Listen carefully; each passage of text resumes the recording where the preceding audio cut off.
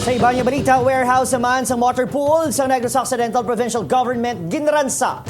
Suspect arestado, nakatutok kay Eileen Pedreso. Masobra 400,000 pesos nga balor sa mga batteries, motor oil, kag fluid ang nataban sang kawatan sa warehouse sang motor pool sa Negros Occidental Provincial Government sa Barangay 6, Bacolod City. Suno kay GSO Head Arnel Argusar.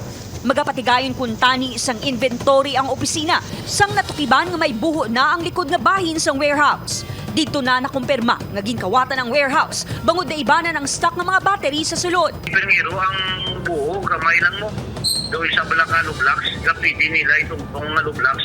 Natungtong-tungtong nila, nagali na wasak na nila. Posible man suno kay Argos nga ginamat-amat nga makuha ang mga supply sa sulod agud hindi gilayon madakpan. Gilayon nga na-identify kag nadakpan ng sospek nga wala ginpangalanan sa kapulisan kag ginapahayag residente sang Barangay 6. Nagtuad man ang sospek kag intudlo kung sa diin sinigid baligya ang mga battery. Sa paglantaw mo, sa iya mismo nasulod mo, may hindi man pwede nga okay talaga tao. Hindi pa maestablisyar sa kapulisan kung inside job ang natabo. Pasakan sang kaso sa Provincial Legal Office ang nadakpan nga sospek. Upod Gerubal Banggoy, Eileen Pedreso, One Western Visayas.